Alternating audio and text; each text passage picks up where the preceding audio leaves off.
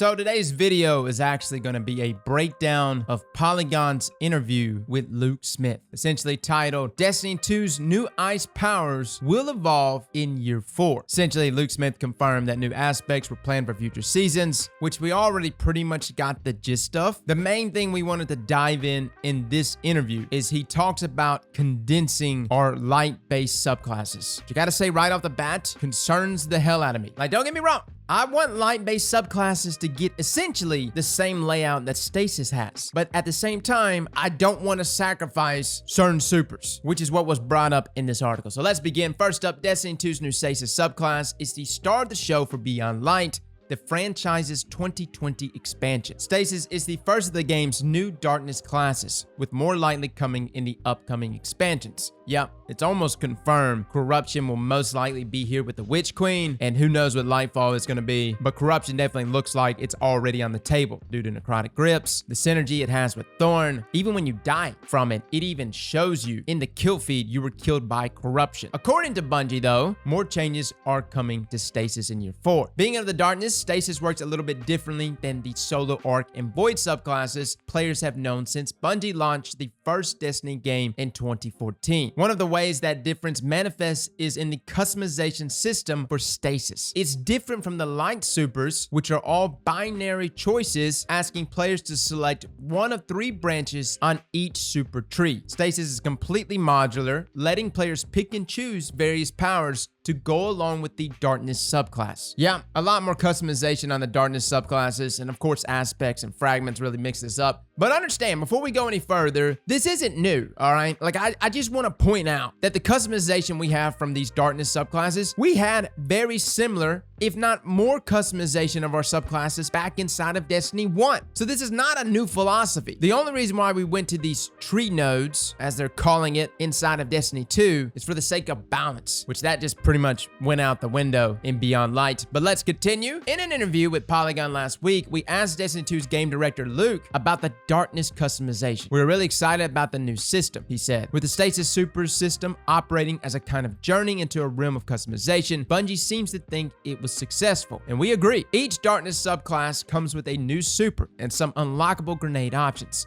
Then, players can slot up the 2 powerful aspects into their character, which add new perks to the Stasis abilities. For example, Warlocks can choose an aspect that allows them to freeze nearby enemies when they cast a Rift, while Titans can elect to shatter nearby enemies when they slide. Players can then slot less powerful fragments into those aspects, offering minor additions like a damage buff whenever the player freezes an enemy. Currently, each class has 2 aspects, enough to fill both slots, and that's it. Players can also earn about 6 fragments that can change out at will. Currently, Stasis is fairly static, with fragments being the only differentiator between players, but not for long. Our intention is to add more, said Smith. Between now and next fall's Witch Queen expansion, Bungie will add more aspects and fragments to Stasis, allowing players to interchange their aspects and more uniquely customize their subclass. Sure, all right, more fragments, more aspects, that's the gist. In our conversation with Smith though, he made it clear that the new system isn't just meant to differentiate the light and darkness subclasses going forward. The goal has to offer more customization to players. Smith quoted a fellow co-worker, Kevin Yanes, who refers to the new subclass system as Diet Materia from Final Fantasy VII. Currently, players don't quite have that level of customization, but over the next few seasons, Stasis should expand with new aspects and fragments, allowing each player to have more unique Stasis configurations. I don't think it's an issue of not having enough level of customization. It's just availability. We don't have more than 2 aspects right now because they're not available. But moving on to today's article, which is Destiny 2's older subclasses could get an upgrade eventually. Essentially, in this article, it was outlined that the older classes feel a little stale compared to Stasis and its completely new modular customization system. According to Bungie, the studio would love to bring this new customization system to the older subclasses. It's just not clear if or when that'll happen. From Luke Smith, we only want to have one central system for supers, but as Bungie sets out to add new content, keep up with seasons, eventually add new darkness powers, and improve Stasis over year 4, there isn't a planned release date for updated Arc, Solar, and Void supers. But on a long enough timeline, it is something Smith is passionate about. I could totally imagine it in Luke Fantasyland, said Smith. You know, all the supers using using the same system, that sounds awesome. But also, the supers that we have in the game would be an edited list. It would be something that's edited toward more identity than what we have today. Smith explained that the classes Hunter, Warlock, and Titan are kind of homogenous. He then noted that revisiting the super system for these classes could provide a chance to hone them. In the pre-Taken King era of Destiny, Smith said, Bungie had created a nice balance between each class. Back then, Titans had the powerful bubble, aka Ward of Dawn, which prevented damage and buffed party members, but it was entirely immobile. Titans also had a Fist of Havoc, which let them perform a single slam of damage to shut down a group of enemies. Titans didn't have a roaming super like they have now, where they can run around the map and mess people up for 30 seconds or so. That was first unlocked in Taken King. The immobile battle arena of Bubble and oh shit button of Fist of Havoc gave Titans a unique identity, just like Warlock's self-resurrection ability and Hunter's mobile supers. As classes have gotten new supers over the years, during Taken King, Forsaken, and Beyond Light, there have been less of a reason to bring multiple different classes to a raid or a Nightfall. So if Bungie ends up remaking those supers in the heavily customizable Stasis system, Smith wants to use that framework to pare down some of the class bloat and hone the identity of each ability set. Honing identity is easy in some cases, he said. It's much easier for me to look at Nova Bomb and say Nova Bomb is like an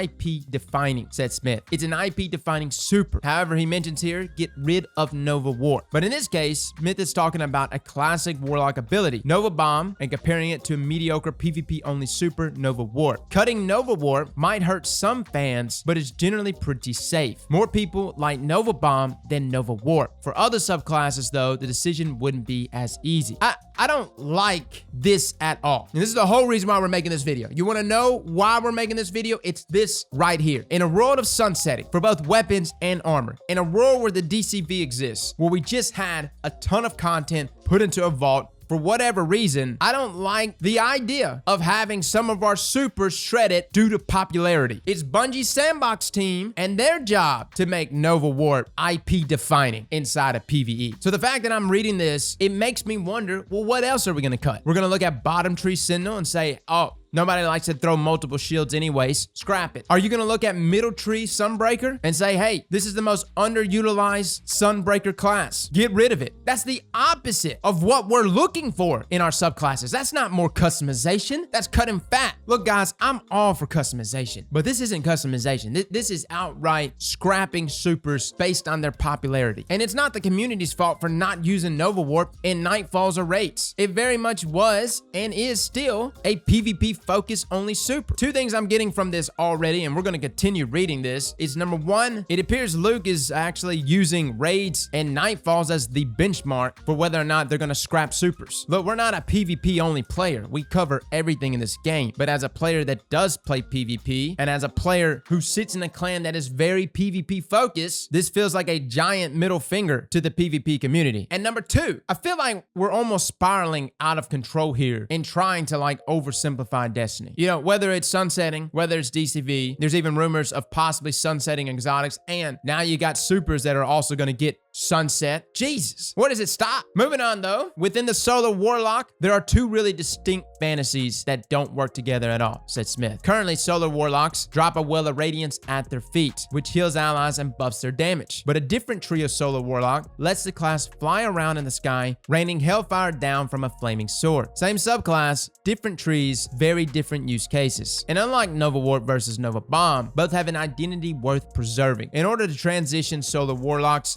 to the modular Stasis system, Bungie would need to pick one of these playstyles to align the identity of the subclass, potentially alienating people who like the benched playstyle. Essentially, your Solar Warlock might not have Dawnblade in the future and may only be able to put down a Well of Radiance, or vice versa. Now, if we're going off of what Luke just said a second ago, where Nightfalls and raids are the benchmark, well then Well of Radiance is going to stay in the game and Dawnfire, goodbye. Solidifying that identity will clearly be a challenge for Bungie if it happens, but Smith seemed excited about class jealousy, that idea that you might look at an ally hunter and feel jealous that you can't use Golden Gun on the boss. This is they look at your Titan wishing they can use Ward of Dawn. That's the goal for Smith, to give players a reason to play each class and help make hunters, Titans, and Warlocks all feel special for playing their chosen class. But to do that, Bungie would need to shore up the game's wide variety of subclasses, something that may not happen for years to come. May not happen for years to come. Let me just go ahead and say this. If Luke is talking about it right now, it's a great possibility this is already being worked on. Think about Shadowkeep, think about Armor 2.0, think about the things that led up to that, even going back as far as Forsaken, okay? Bungie works in these intervals, meaning if Luke is already talking about this with a publication like Polygon, it's being looked at. This is Bungie and maybe even Luke putting some fillers out. Think about this. When was Sunset brought up? Sunset was brought up, what, as early as January of this year, of 2020? And lo and behold, here we go, sunsetting, as well as the DCV is upon us in this expansion. So no, I don't buy that this is something that's just like in Luke fantasy land, because that's not how things work. For the most part, Luke is the captain of this ship, and Luke fantasy land quickly becomes our reality. Listen, if I'm in the minority here, if getting rid of Nova Warp and other unpopular supers is what the community wants, then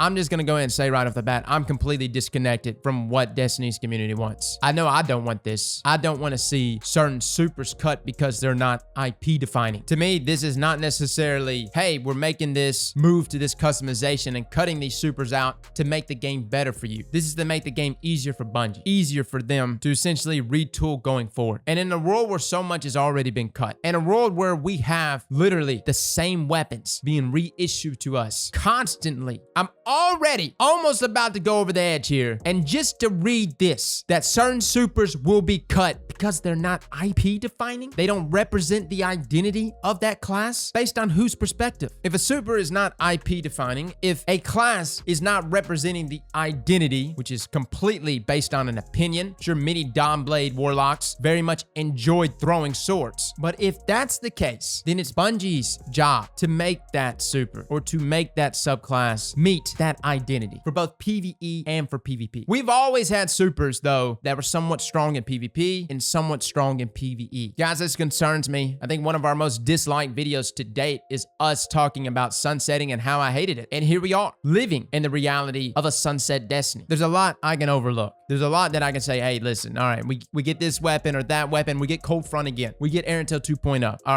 right. We get Steady Hand reissued to us. Adored is beloved. It's beloved with less rolls. We see customization slashed over and over and over. This is where I draw the line. Cutting supers is where I draw the line, because all of these supers, to me, represent the identity of that class. And even though we like to mess around, I hate on warlocks, I hate on hunters. We play the class games, man. I don't want your supers to be cut. That's just my thoughts. Let me know in the comments below what you think. Fellas and ladies, thank you all for coming and watching. And as always, slap that like button like your mama told you right.